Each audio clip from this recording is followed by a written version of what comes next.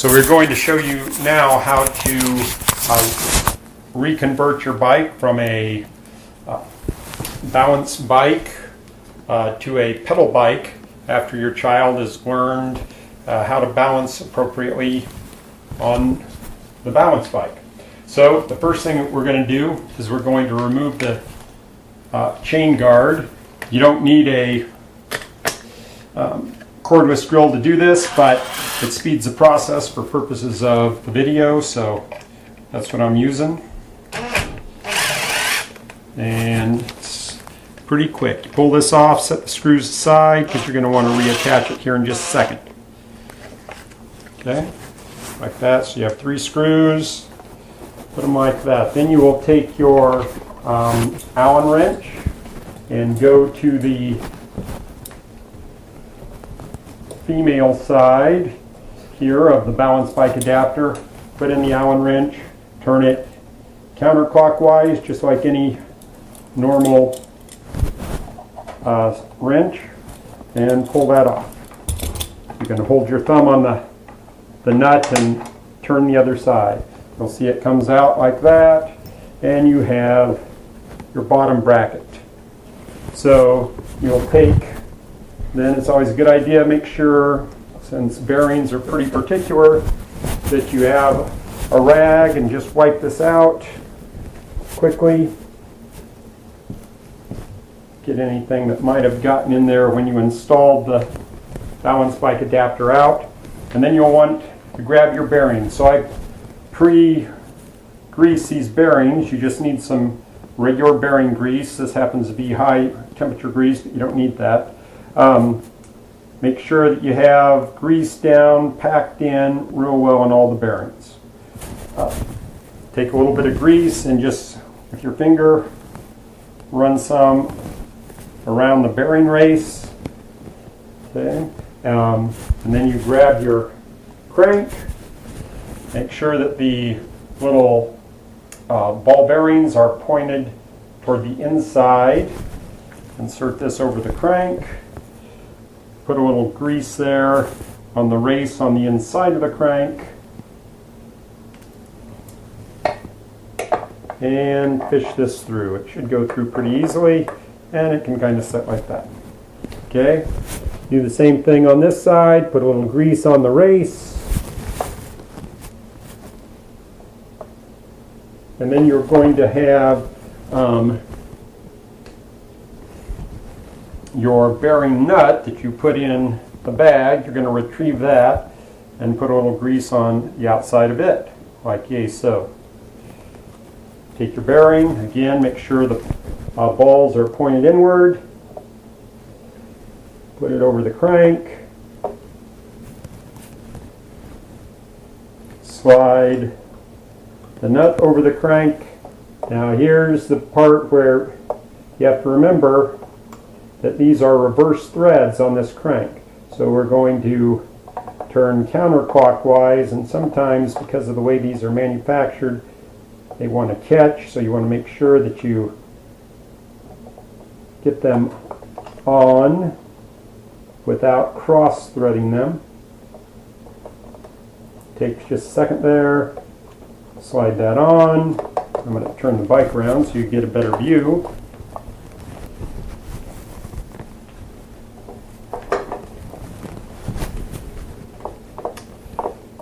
So notice how quickly I wanted to revert to going clockwise, but when I do that, I pull this nut off. So make sure that you're going counterclockwise.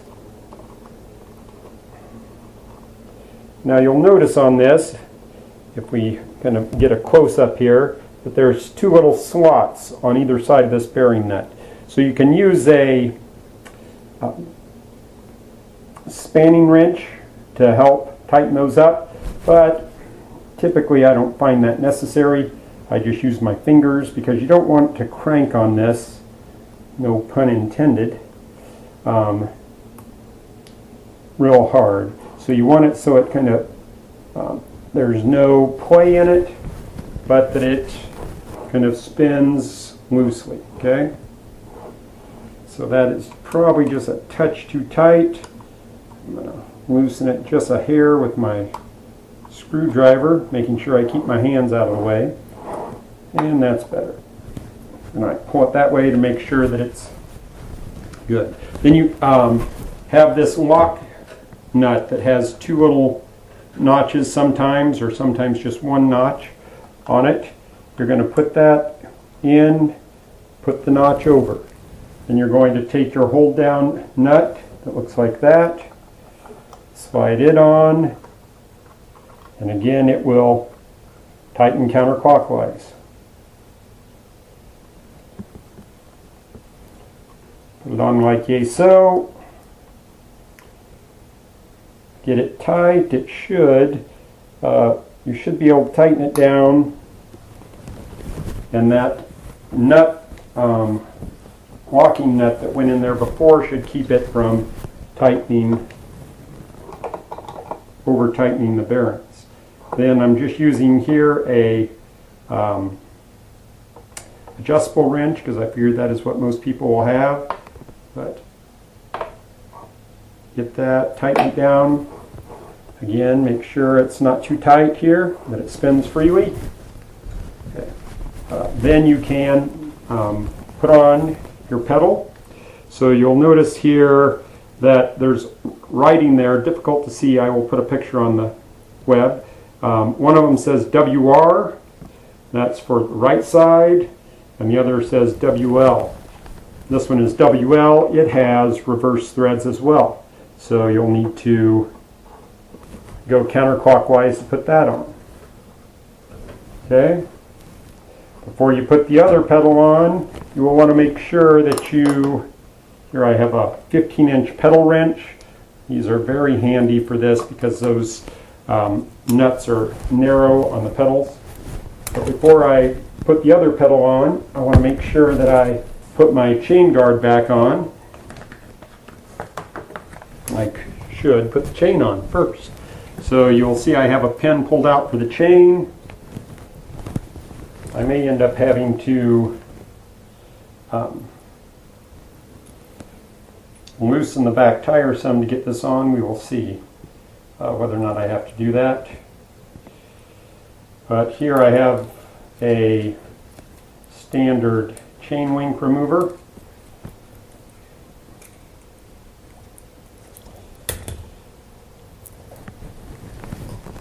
Pull this out, separate my chain, then I can wrap it around here like so. Feed it through the frame. Now we are putting the chain back on. I have loosened the rear wheel off camera to make it easier. So just make sure that your pin on your chain link tool matches up to the pin on the link that you took out. Tighten the screw on the chain link tool until you drive the pin on the chain so that it's flush with the opposite side. Adjust the wheel, tighten it up with a 15mm wrench, make sure there's no play in the chain. Make sure that you retighten the coaster brake arm, and you are ready to reattach the chain guard. So you will then reattach the chain guard. This is a little tricky sometimes because you have some tight spaces to work with, so you have to get it in there, then get it over the crank and kind of fiddle with it a little bit or to get everything where it's supposed to be. Use the screws that you had before, and you probably want to lightly tighten these, otherwise they may have difficulty getting them to line up. So this particular bike, which is a Specialized, has 3 mounting screws. So the last thing we have to do is attach this pedal. This pedal on this side goes on clockwise. Use our handy dandy pedal wrench and we're good. Pedal it, make sure the brakes work, nothing's rubbing up there, and we're done.